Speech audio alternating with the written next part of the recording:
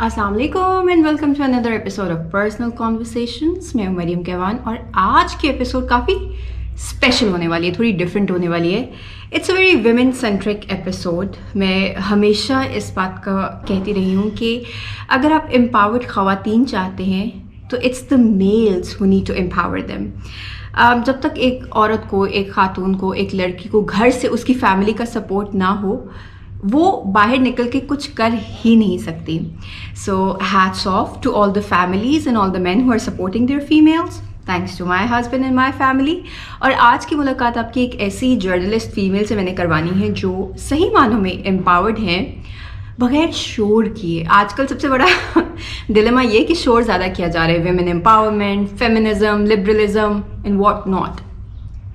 ये एक जर्नलिस्ट है and recently she became a mother. उनकी छोटी सी 2 माह की बच्ची है माशाल्लाह। एंड ट्रस्ट मी, अपनी प्रेगनेंसी के पूरे 9 माह she was working and she wasn't working desk के पीछे, कोई जॉब नहीं थी, she was working on screen. तो बहुत ज़रूरी है कि हम ऐसी एम्पावर्ड ख़वातीन को सेलिब्रेट करें ताकि आपको भी कुछ इंस्पिरेशन मिले। And without wasting much time, let's just get to the studio ताकि मैं उनसे मिल सकूँ।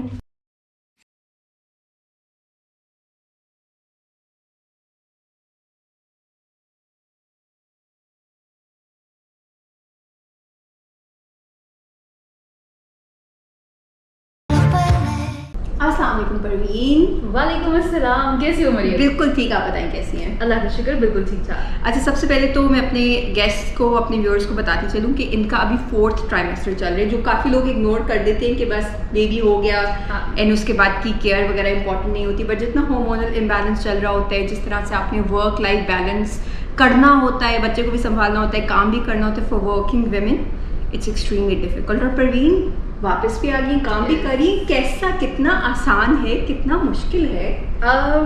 मुश्किल तो मैं ये कहूँगी कि बहुत सी चीज़ें अगर आपकी फैमिली सपोर्टिव हो तो चीज़ें मैनेज हो जाती हैं। यानी कि अब जैसे मैं आती हूँ तो for me the most reliable person is मेरी बच्ची के पापा। ठीक है। अगर उनके पास हैं तो मैं रिलैक्स हूँ। मतलब मुझे है कि यार वो हर तरह से देखभाल करेंगे, वो इग्नोर नहीं करने देंगे उसको। वो रोएगी, वो जरा से भी करेगी तो वो उसको देखेंगे। और मेरा फिर बीच बीच में कॉल्स करके पूछना कि वो ठीक है, तबीयत ठीक है उसकी, उसने फीड ले लिया, आपने बर्प करवा दिया, अच्छा आराम कर रही है। इवन मुझे ये होता है कि अगर वो जाग रही है, वो हाथ पाँव मारी है क्योंकि 2 months प्लस हो गए उसको माशाल्लाह, तो उनको मुझे होता है कि यार आप इससे बात करेंगे, आप मोबाइल नहीं यूज़ करेंगे, वो इग्नोर होती है। मुझे ये चीज़ बहुत फील होती है। मैं जब मेरे होते हुए, जैसे मैं उठ रही हूँ, कोई काम मैंने करना है, जैसे उनके छोटे छोटे कपड़े हैं वो डेली आपने वॉश करना, तो डेली उसको चेंज करना होता है। तो मुझे ये होता है कि मैं उठ रही हूँ यहाँ से, इनकी चीज़ें सेट करने, या अगर मैंने इनका डायपर वाइपर जो भी चेंज करना है, चीज़ें करनी है, मैं यहाँ से उठ के फलां काम करने लगी हूँ। आप अब इस पर ध्यान देंगे, आप इनसे बात करेंगे, आप मोबाइल को नहीं यूज़ करेंगे इसके होते हुए। आजकल की एक चीज़ जो कि मैं बहुत ज़्यादा फील करती हूँ, बहुत से पेरेंट्स करते हैं, वो ये होता है कि मोबाइल फ़ोन का बहुत ज़्यादा इस्तेमाल करते हैं। बच्चे आपके इग्नोर हो रहे होते हैं, आपके आसपास ही होते हैं वो, लेकिन वो तवज्जो जो कि हमें अपनी औलाद को देनी चाहिए तरबियत की सेंस में, या जो टाइम उनका है जो कि बहुत कीमती भी है, तो मुझे लगता है वो कहीं ना कहीं मोबाइल या डिफरेंट गैजेट्स जो हम यूज़ कर रहे होते हैं उनकी वजह से हम कॉम्प्रोमाइज़ कर रहे होते हैं। बिल्कुल। और लोगों को लगता है, वैसे लोगों को ये लगता है कि अभी बच्चा इतना छोटा है, इसको क्या पता हम क्या करें। बट आपकी अब जितनी एग्जैक्टली और अब जितनी साइंटिफिक रिसर्चेज आ रही हैं, वो ये बताती हैं कि सबकॉन्शियसली बच्चे के माइंड में और ये चीज़ एम्बेड होती जाती है। फिर उसकी जो ग्रोथ है वो उसी तरीके से होती है। कल को जब बच्चा बड़ा हो जाता है तो लोग कहते हैं कि इसमें ये आदत कैसे आई, ये कैसे करे, विदाउट रियलाइजिंग कि वो बचपन वाली चीज़ है जो सबकॉन्शियसली उसके माइंड में वो। बिल्कुल। बट परवीन माशाल्लाह से लग रहा है बड़ी रिस्पॉन्सिबिलिटी आपने अभी से ले ली है साथ। बट उसके साथ साथ ये काम विच इज़ डिमांडिंग, मतलब ये तो आपका 24/7 काम है। आप कभी भी एकदम से कुछ लाइव हो गए, कोई सानिहा हो गया है, कोई सिचुएशन हो गई है, तो कैसे, मतलब फिर उसका क्या बैकअप वगैरह कैसे रखा होता है? वो होता है कि जब मैं ऑफिस आ गई हूँ, फिर तो मेरा ध्यान ऑफिस के काम पे है। लाइक अगर मैं न्यूज़ में हूँ, न्यूज़ से पहले की जो हमने तैयारी वगैरह करनी होती है सारी वो किया, न्यूज़ लिए, अपने जो इम्पोर्टेंट इवेंट्स हैं उस दिन के हिसाब से अपने अगर की पॉइंट्स नोट्स लिखने हैं वो तैयार किए। स्टूडियो आप चले गए तो बस ठीक है, मोबाइल फोन आप छोड़ के चले गए, साइलेंट है या आपके पास है नहीं तो आप उसको देख नहीं रहे। वो घंटा आपने पूरा न्यूज़ देनी है तो आपने न्यूज़ ही की तरफ फोकस करना है। फिर उसके बाद जब न्यूज़ वगैरह हो गई, सब चीज़ें हो गई, वो नॉर्मल रूटीन आपकी उसी तरह से चलती रहेगी। फ्री टाइम जैसे ही हुआ तो फौरन से आपने कांटेक्ट कर लिया क्या चल रहा हाँ है? क्या चल रहा है, सब मामला सही चल रहे हैं। हाँ। लेकिन ये कि जॉब जाहिर सी बात है जो लोग करते हैं तो उनको फिर मैनेज करना पड़ता है अपनी लाइफ को उसी हिसाब से। तो न्यूज़ और वो तमाम तर चीज़ें प्रोग्राम्स वगैरह जो हमारे हैं वो प्रायोरिटी है, वो हम करते हैं।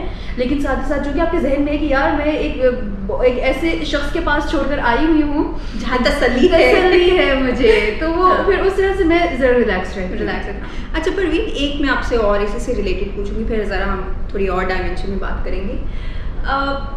फीमेल्स कॉन्शियस हो जाती हैं जब ये टाइम, तो ऑब्वियसली आपकी बॉडी इतनी चेंजेस हो रहे होते हैं, Yes. आपका वेट पुट ऑन हो रहा होता है, तो बंदा थोड़ा कॉन्शियस हो जाता है। आपने काम किया और वो भी डेस्क के पीछे बैठ के काम नहीं On किया, you screen. Working on screen. Yes ये कॉन्फिडेंस कैसे आया, या कभी किसी पॉइंट पे लगा कि थोड़ी ब्रेक लेनी चाहिए या पता नहीं क्या, कैसे था? अच्छा, ये मैं ज़रा स्टार्ट से ही इसको शेयर करूँगी ताकि बहुत से लोगों की माइंड क्लियर हो जाए, क्योंकि मैं ओवरवेट हूँ ऑलरेडी। तो मुझे लगता था कि शायद जब मैं प्लान करके चलूँगी इन चीज़ों को तो मुझे शायद 6th मंथ में ही ब्रेक लेनी पड़ेगी, क्योंकि मैं फिर मेरी भाभी उनका बहुत ज़्यादा वेट हो गया था। तो मैं जब उनको देखती थी मुझे ऐसे लगता था कि शायद उनकी ट्विन्स होंगे, मतलब मुझे ऐसा फील होता था कि उनका वेट इतना ज़्यादा हो गया था, सब कुछ उनकी फिजिक बहुत चेंज हो गई थी। बट नहीं, एट द एंड जब डिलीवरी हुई वो एक सिंगल बेबी था, नॉर्मल था सब कुछ। तो फिर मुझे हुआ कि शायद ये ओवरवेट है, इस वजह से बहुत ज़्यादा फैल गई हैं। जब मेरी बारी थी तो मुझे लगा था कि यार 5 मंथ से मुझे लाजमी स्क्रीन ऑफ करके मुझे छुट्टियों पे जाना पड़ेगा।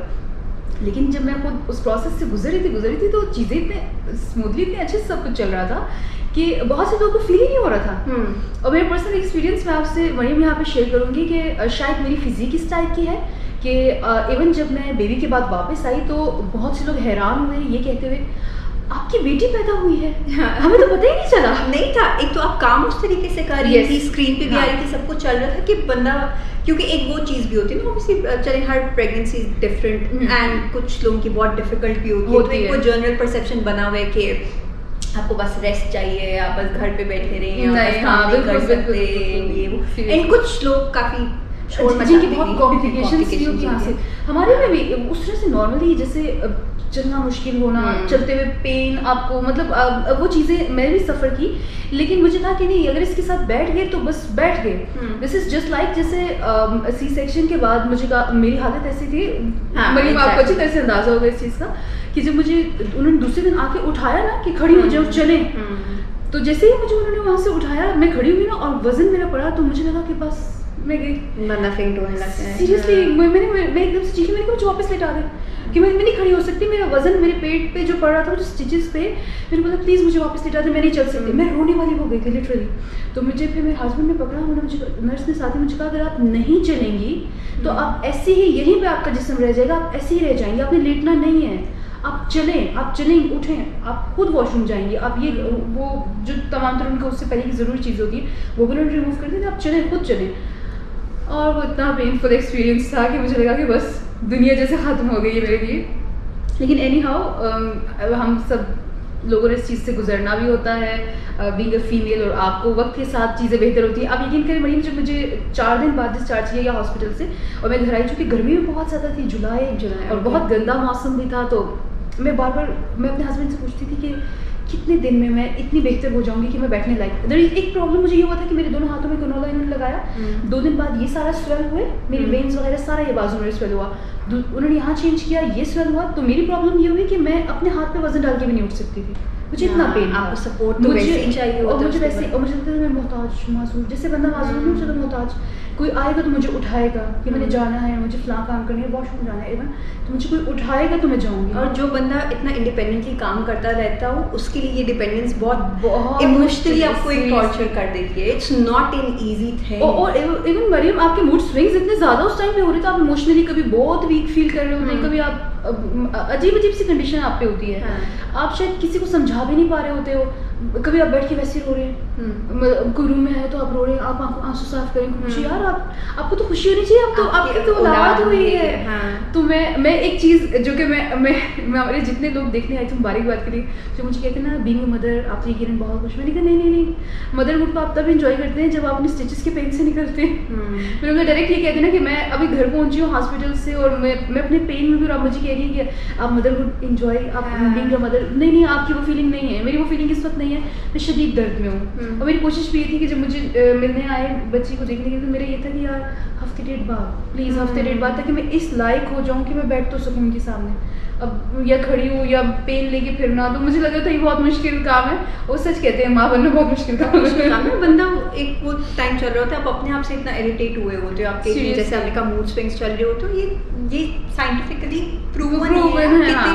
हार्मोनल इम्बैलेंस हो रहा है एकदम से। Postpartum is a thing, and postpartum depression literally एक चीज़ है। लोगों को लगता है बस बच्चे औलाद पैदा हो गई, आप बस नहीं, ऐसा नहीं है बिल्कुल। और then that bond that you develop with the baby, वो भी over the period of time होता है। मुझे याद है बिल्कुल फर्स्ट टाइम, मतलब मुझे वो समझ होता था कि बेबी रो रहे, तो मुझे कैसे पता लगेगा कि अब ये भूख वाला है, क्या कह रहा है एग्जैक्टली। इसको कोई वहाँ पे भी होता है कि क्या मसला, अभी तो इसको क्या चल रहा है, ये क्यों रो रही है, फिर ये क्यों हो रही है, कहना क्या चाह रही है। तो ये ग्रेजुअल प्रोसेस है और आहिस्ता आहिस्ता चलते हैं, and that's how people embrace it. और ये बातें करने का मकसद ये है कि जितने लोग देख रहे हैं खवातीन, उनके लिए एक अप्रिसिएशन, और जितने मेल हजरात ये देख रहे हैं उनको थोड़ा एम्पैथी पैदा हो कि खवातीन किस तरीके से गुजरती है। पर मुझे लगता है जब अपने घर की खवातीन बता रही होती है ना कितना मुश्किल, मुझे लगता है ये क्या काम है भाई, ये तो सबने किया। जब बाहर की एंडोर्समेंट आती है तो फिर उनको पता लगता है और कदर आती है अपनी खवातीन की। अच्छा परवीन, मुझे ये बताएं कि जर्नलिज्म में किस तरह एंटर हुई? मैंने बैक इन 2010 मैं जब अपनी स्टडीज़ मेरे साथ साथ ही चल रही थी, तो मुझे बड़ा शुरू से शौक था कि एक रीज़न थी कि जॉब करनी है। तो मेरा शुरू से ये रहा है कि मतलब बचपन में ना जब बात करना एक्सप्रेशंस के साथ और अगले बंदे को बात को बाकायदा समझाना, मेरी नानी अम्मा इस बात में मेरा अक्सर मजाक उड़ाती थी कि ये ऐसी शक्लें बना बना के बात करती है कि मतलब आप कहते हो बस इसको फिर देखते ही रहो। तो वो एक चीज़ जब न्यूज़ की तरफ में आई, फिर रेडियो में आपको अक्सर अपनी आवाज़ पे जब आप चाहते हो ना कि वो चीज़ लोग फील करें आपकी आवाज़ से, तो जब तक आपके एक्सप्रेशंस, मुझे समटाइम्स लगता है कि जब आप पर्दे के पीछे होते हैं तो वो एक्सप्रेशंस नहीं होते, वो ओवर एक्सप्रेशंस होते हैं। तो आपकी आवाज़ से वो चीज़ अगले बंदे को समझ आती है कि इस टाइम इसने ये बात हंस के की है, अभी ये दुखी है। तो वो जब तक वो एक्सप्रेशंस आपके नहीं आते ना, वो आपकी आवाज़ से वो लोग फील नहीं कर पाते। और जब तक शक्ल नहीं नजर आई तब तक तो आवाज़ एवरीथिंग, उसी से। तो वो एक मेरा वो रेडियो का एक्सपीरियंस, वॉइस ओवर्स का एक्सपीरियंस रहा। तो जब मैं स्क्रीन पर आई तो ऑलरेडी एक्सप्रेशंस पे इतना काम हो चुका हुआ था कि जब मैं फर्स्ट टाइम भी जब मैंने न्यूज़ की थी तो मुझे बड़ी अप्रिसिएशन दी गई इस बात पे कि लाइवली न्यूज़ थी, मतलब आप बाकायदा इंटरेक्ट कर रहे थे लोगों के साथ। तो वो चीज़ with the passage of time इतनी पॉलिश हुई कि अब वो सिग्नेचर स्टाइल बन गया, लोग उसको कॉपी करते हैं, मतलब इट्स अ ट्रेड मार्केटिंग। तो परवीन, आजकल जैसे स्पेशली करंट अफेयर्स के शोज में एक स्पेशल टोन होती है, एक लहजा होता है, एक फेस कैमरा करने का कि we know it all expression, उसके बारे में क्या कहेंगी? मुझे लगता है कि इसी टाइम में हम लोगों ने देखा है जहाँ पे बहुत से ऐसे एंकर्स सामने आए जो कि बड़ा एक स्पेसिफिक स्टाइल और फिर कॉपी करना उसको लेकर के चले। एक स्टैंडर्ड है, कुछ यूनिक तो नहीं है कुछ, सबका एक वो स्टैटिक फेस है और बहुत सीरियस टोन। और हाँ, जब कोई एनालिस्ट भी बात करे तो ऐसे जैसे कि हमने सब ग्रास्प कर लिए, पता नहीं क्या बात कर ये, और खुद को कुछ शो करना कि बस जो है हम ही हैं इस टाइम में। स्पेशली इस तमाम तर सिनेरियो में मैं हमारी जो राइवल कंट्री उसमें एक खास तौर पर एक एंकर है, हाँ जी, उनको तो यस जो कि है ही नहीं सिरे से वहाँ पे काबुल में, लेकिन उनको वो शायद वहाँ पे रह गए। इसी तरह से हम देखें हमारे बहुत से एंकर्स उसी स्टाइल को लेके चल रहे होते हैं, लेकिन नहीं, उसी टाइम पे फिर हमने देखा हमारे बहुत से ऐसे एंकर्स भी आए जिन्होंने अपना वो धीमे अंदाज से वो प्रोग्राम करते उसको पसंद किया जाने लगा। रादर दिन की रेटिंग के लिए आपने बस माथे 12 बजाए हुए हैं और आप स्क्रीन को ऐसे देख रहे हैं और भवें आपने जो है वो एक ऊपर चढ़ाई हुई है कि मतलब जो आता है आपको आता है, ये जो सामने आपके बैठे में कोई इल्म नहीं रखते, जो ये बोल रहे हैं सब गलत है। मुझे लगता है कि वो एक चीज़ कितनी चल सकी, उसको कितना पसंद किया, कोई पसीराई नहीं मिली इतनी। उन्हीं के मुकाबले में कुछ एक एंकर्स ऐसे भी आए जो बड़े धीमे मिजाज में, बड़े नॉर्मल अंदाज से अपने सवाल भी पुट करते हैं, उनको जवाब भी मिलता है, अपने प्रोग्राम को भी लेके चलते हैं। तो मुझे लगता है कि अगर आपका अपना एक यूनिक स्टाइल है तो वो बेहतर है रादर देन जो जिस चीज़ में सारे लोग बस जा रहे हैं और बह रहे हैं, आपने भी वही कुछ करना। लॉन्ग टर्म में वही लोगों को याद रहते हैं जिनका एक अपना स्टाइल, बजाय कि कॉपी करो दूसरे को करो। और ये वही आपने बिल्कुल सही कहा, मुझे आज इस बात का इंकशाफ हुआ कि ये उधर से इंस्पायर्ड है।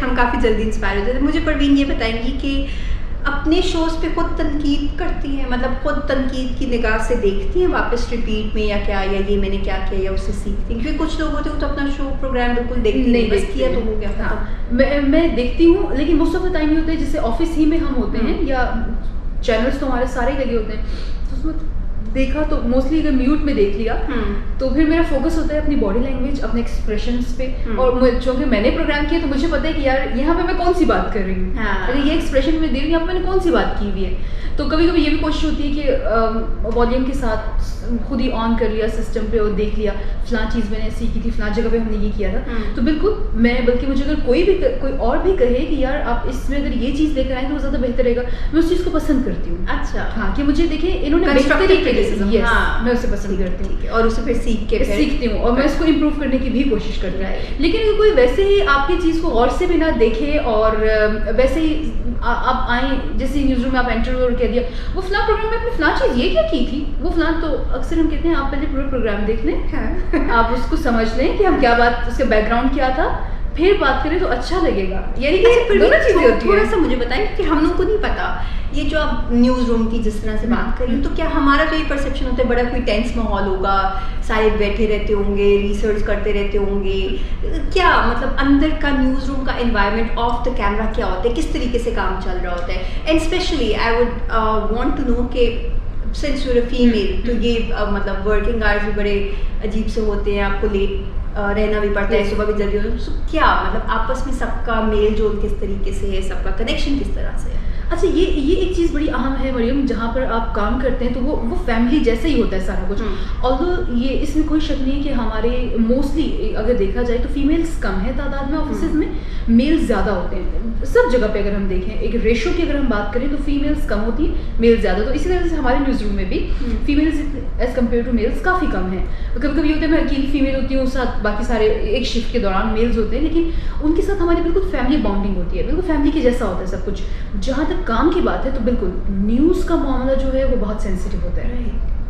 अब कोई भी चीज़ अगर ऑथेंटिक नहीं है या कहीं से किसी एक सोर्स से आई है, आपको उसको बार बार देखना पड़ता है कि मतलब देखना है कि यार ये सही है भी कि नहीं, कि गलत हुई खबर तो हम नहीं चला रहे। तो उस चीज़ को बार बार आप जब चेक कर लेते हैं, फिर उसके बाद एयर होना। दूसरा, अगर ब्रेकिंग न्यूज़ कोई आ जाए तो उसके लिए फिर सबकी भागदौड़ लगी होती है। जैसे सबसे पहले असाइनमेंट एडिटर, जी ब्रेकिंग न्यूज़ है, टिकर्स भी चलने हैं, अगर स्क्रीन पर भी देना है, एंकर को भी बिठाना है, साथ उनको जो MCR है वो भी इंगेज होता है, सारी चीज़ें। तो न्यूज़ का मामला बहुत सेंसिटिव है। उसमें ये कि आपने वक्तन फ़वक्तन अपडेट्स भी देनी है अपने व्यूवर्स को, और साथ ही साथ चीज़ ऑथेंटिक भी होनी चाहिए, गलत भी ना हो।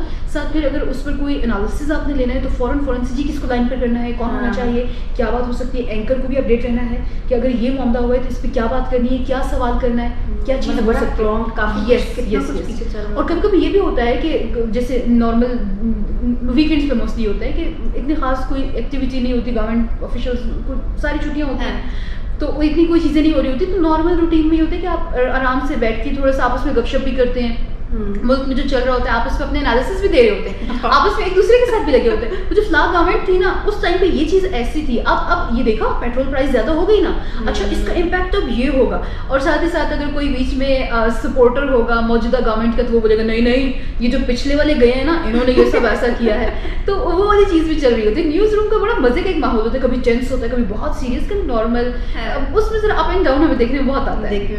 अच्छा परवीन, आपने काफ़ी गेस्ट्स के इंटरव्यूज़ भी किए हैं, जब आप स्पेशली रिपोर्टिंग में भी काफ़ी ऐसी जगहों पे गई हैं जहाँ मतलब थोड़ा डरता भी है, थोड़ी ऐसी पर्सनालिटीज़ भी होती है, तो कोई ऐसा वाकया जो अभी भी याद हो रिपोर्टिंग के हवाले से, या कोई ऐसा गेस्ट जिसका इंटरव्यू पर्सनल लेवल पे भी आपको बहुत इंस्पायर किया हो? जितने भी इंटरव्यूज़ हम लोगों ने अभी तक किए हैं तो उनमें से इंस्पायर तो मेरे ख्याल में सभी, चूँकि डिफरेंट पर्सनालिटीज़ होती हैं, एक डिफरेंट आपको पता होता है कि भाई अगर फॉर इंस्टेंस मैं अगर जमात इस्लामी के कोई रुकन है, मैं उनके पास जा रही हूँ इंटरव्यू के लिए, तो आपको पता है कि उनकी शख्सियत किस तरह की होगी।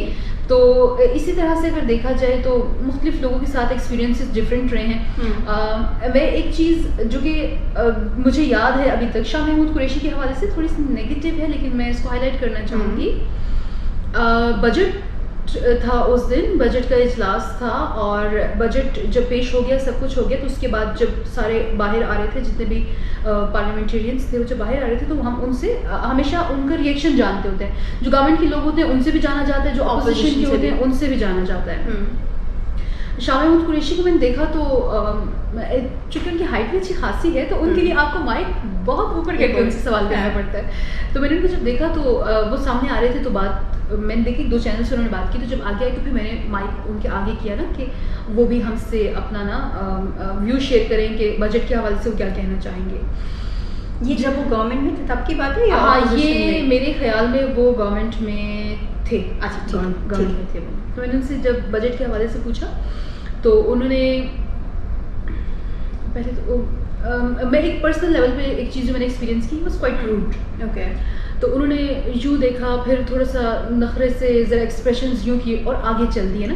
मुझे लगा यार इन्होंने क्वेश्चन नहीं सुन पाए हैं या पता नहीं क्या बात हुई है कि समझ नहीं सके। मैं दोबारा से घूम के, क्योंकि उस टाइम पे इतने ज़्यादा लोग होते हैं, सारे रिपोर्टर्स की कोशिश होती है कि हमारी फ्लास से हमें शॉट मिल जाए, शॉट मिल जाए, हम सबसे पहले हम ये यस बता हाँ, दें। सबसे पहले वाली वो जो जंग चल रही होती है वहाँ पे।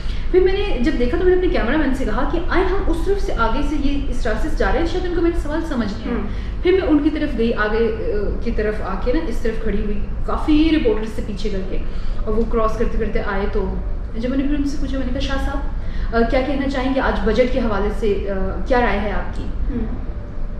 और मुझे एक लम्हे के लिए समझ नहीं कि बस अगेन उन्होंने ये एक्सप्रेशंस यूँ किए, यूँ देखा, और मेरी समझ से ज़्यादातर था कि प्रॉब्लम क्या है, कि मतलब आप जवाब नहीं देना चाहते या आपको सवाल नहीं समझ, पहले मुझे तो सवाल नहीं समझ आया, लेकिन जब दूसरी दफ़ा मैं देखा तो वो इतना कोई वो प्राउड मुझे फील हुई, उनकी पर्सनालिटी इतना वो कोई रूड और ऐसे कि जैसे हूँ तो इस दुनिया में शायद मैं ही हूँ और मैंने किसी से क्या बात करनी। मतलब मुझे बड़ा, वो कहते हैं ना कि अपने जेस्चर से, अपने एक्सप्रेशन से वो ना बोलते हुए बहुत कुछ बोल गए। और वो जब मुझे फील हुआ, मैंने जब उनको दूसरी दफ़ा देखा और उनके वही एक्सप्रेशंस मैंने नोट किए, तो मैंने फिर अपने कैमरामैन की तरफ में मुड़ी और मैंने कहा पीछे हो जाए, कैमरामैन को मैंने कहा पीछे हो जाए कि ये खुद को कुछ और ही समझ रहे हैं, ये बात नहीं करना चाहते तो रहने देते हैं इनको। तो फिर हम वहाँ से पीछे हुए, लेकिन वो चीज़ कहीं ना कहीं मेरे माइंड में, अब मैं जब भी उनको स्क्रीन पर देखती हूँ ना तो मुझे हमेशा वो चीज़ इनकी याद आती है। और वो फिर लोगों के तो माइंड में एक अलग फसाद होता है ना, वो जिस तरीके से उनको देख रहे होते हैं कि अच्छा बड़ा वेल स्पोकन, बड़ा ये बड़ी फ्रेंडली, लेकिन एक आपको एक पर्सनल एक्सपीरियंस भी हुआ ना तो आपको पता होता है कि यार जो दिखता है हमेशा वो होता नहीं है, वो नहीं होता।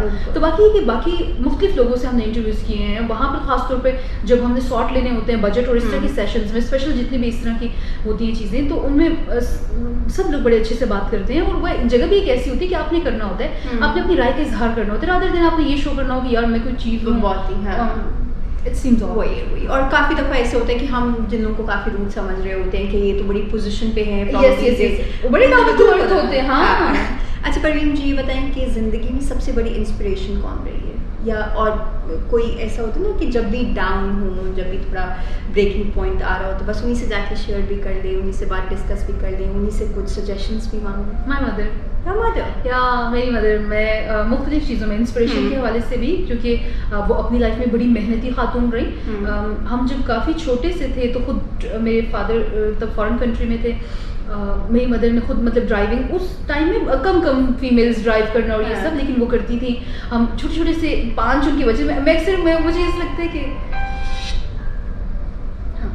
मुझे अक्सर ऐसा लगता है कि वो मम्मा ऐसे जैसे छोटे छोटे हम 5 बहन भाई थे तब, बाकी 3 बाद में हुए थे, तो हम सबको साथ लेके चलना और गाड़ी में बिठाना और ड्राइव करना, फलां जगह लेके जाना, पार्क लेके जाना। और उस टाइम पे ये वीडियो कॉल्स और ये चीज़ें तो नहीं थी, तो फादर के साथ भी हमारी डेली बातचीत नहीं होती थी। हफ्ते में कभी एक दफ़ा हो गई या मम्मा की ज़्यादा हो गई तो चलो हमारी फिर काफ़ी टाइम बाद हुआ करती थी। तो उस तरह से तमाम तरह चीज़ें, मेरी मदर का बड़ा एक अहम रोल हमारी लाइफ में। और अब भी अपनी लाइफ में जब मैं बहुत ज़्यादा डाउन फील करती हूँ तो सबसे पहले मैं जिन्हें कॉल करती हूँ, इसको हर वक्त मैं उनसे राब्ते में रहती हूँ, वो मेरे साथ रहती हैं, तो मैं सबसे पहले उनसे शेयर करती हूँ। एंड आई एम श्योर अब आप उसी तरीके की mother you want to be role model, right? Seriously. और मैं पता क्यों मैं इतनी ज़्यादा खुश हुई थी जब मुझे पता चला था कि मेरी बेबी गर्ल हुई है। और जब वो हुई भी तो मुझे ये हुआ कि यार जैसे मैं अपनी मदर के लिए उनकी फ्रेंड हूँ, तो मेरी दोस्त पैदा हुई है। सीरियसली। और मैं अभी भी जब मैं उसके सामने गोद में उठाती हूँ, कहती हूँ बेटी जल्दी से बड़ी हो जाए, फिर मामा से गप्पे मारना। मुझे होता है जल्दी से बड़ी हुई बातें करने लायक हो जाए ताकि मैं उससे बातें करने शुरू हो। तो मुझे वो एक चीज़ होता है कि यार जैसे मैं अपनी मदर के साथ मेरी बड़ी अच्छी बॉन्डिंग रही, बड़ा अच्छा एक मेरी मदर अभी तक मेरी कमी फील करती हैं। मेरे जाने के बाद जब मेरी शादी भी हुई थी तो उनको बहुत ज़्यादा था, बहुत वो डाउन हुई थी, बहुत वो बीमार भी हो गई थी उसके बाद। लेकिन वो अभी तक वो कहती हैं कि वो जगह ना, एक और बहन है लेकिन वो शायद मेरी जितनी ज़्यादा अच्छी बॉन्डिंग है उनके साथ, हर चीज़ शेयर करना, उनको अच्छे मशवरे देना, वो उस तरह से नहीं कर पाती। सबसे बड़ी बेटी भी, मुझसे बड़े एक भाई और फिर मैं, हाँ, तो बाकी सब छोटे थे। तो उस तरह से मेरा एक बड़ा बहन भाइयों में भी बड़ा रोक था मेरा। अब नहीं करती है, कहती नहीं, अब वो कहेंगे कि आप ही ज़्यादा ही हो गए। तो अब मैं थोड़ा सा उनके साथ जरा लीनियंट रहती हूँ बहुत ज़्यादा। लेकिन ये कि जब थी तो बड़ा एक रोक था, नहीं ये काम ऐसे नहीं, वो चीज़ ऐसे नहीं, भाइयों को भी समझाना, रोब रखना, डरा के रखना। लेकिन अब मैं उनके साथ बिल्कुल सही हूँ। परवीन, इन द एंड अगर हमारे देखने वालों के लिए परवीन को 3 अल्फाज में, 3 कैरेक्टरिस्टिक्स में बयान कर सकें तो परवीन कौन है? Very honest. ओके। और अगर मैंने कोई बात कह दी है कि मैंने करनी है तो मैं बहुत डिटर्मिन्ड हूँ, फिर मैंने वो काम करके रहना है। उसके लिए मैं अक्सर एक जुमला इस्तेमाल करती हूँ, मैं कहती हूँ जब मैंने ज़बान दे दी ना कि मैंने ये काम करना है तो फिर सवाल नहीं पैदा होता कि मैं उस चीज़ से फिर जाऊँ। और इस पर मुझे अक्सर मेरे हस्बैंड कहते हैं ये वो जो पठानों वाला एक ये है ना कि भाई हाँ अड़ गया, ये काम करना है तो ये काम करना है, वो चीज़ मेरे अंदर बहुत है। यानी कि कमिटमेंट के हवाले से काम में प्रोफेशनली अगर आप देखें, जो मैंने आपसे कह दिया कि मैंने ये प्रोग्राम मैंने करके देना है आपको, डोंट यू वरी, न्यूज़ मेरी है, मैं करके दूँगी आपको, ये मेरा काम है। इसी तरह से अगर पर्सनली हमारी मुख्तलिफ कमिटमेंट्स होती हैं तो उसमें अगर मैंने कहा ना कि आप फिक्र न करें, ये काम मैं करूँगी आपका। अगर रात के 1 भी बजेगा, मुझे कहीं बहुत दूर भी जाना है, अकेले जाना है, मैंने वो काम करके देना है आपको। और तीसरा, अगर मैं खुद को एक्सप्लेन करूँ अपने बारे में तो मैं कहूँगी कि मैं बहुत से मामलात में, यानी कि अगर देखा जाए तो शायद दिखने में बहुत ज़्यादा सख्त या इस तरह लगती होंगी, लेकिन नहीं, ऐसा नहीं है। मैं मतलब वो कहते हैं ना, दिल में दर्द रखते हैं दूसरों के लिए हम। बहुत सी जगहों पे हमें थोड़ा सा शो करना पड़ता है कि ठीक है, ये सख्ती का मुजाहिरा करना पड़ता काफी है। लोग डरते हैं परवीन के पास आके बात करने से कि पता नहीं लेकिन आगे अंदर से से क्या वो सीन नहीं होता। बहुत सी जगह ये भी होता है कि जैसे आपने किसी को बोल दिया, खबरदार ये चीज़ ऐसी नहीं होनी चाहिए, ऐसी नहीं चाहिए, लेकिन द मोमेंट मैं वहाँ से मुड़ी हूँ ना, वही अंदर फील होना चाहिए, नहीं यार नहीं करना चाहिए था, ये चीज़ नहीं करनी चाहिए थी, ये नहीं होना चाहिए था, बिल्कुल भी नहीं होना चाहिए। तो मैं अपने लिहाज से अगर कहूँ तो 3 वर्ड्स में मैं इसी तरह से एक्सप्लेन करूँगी इसे।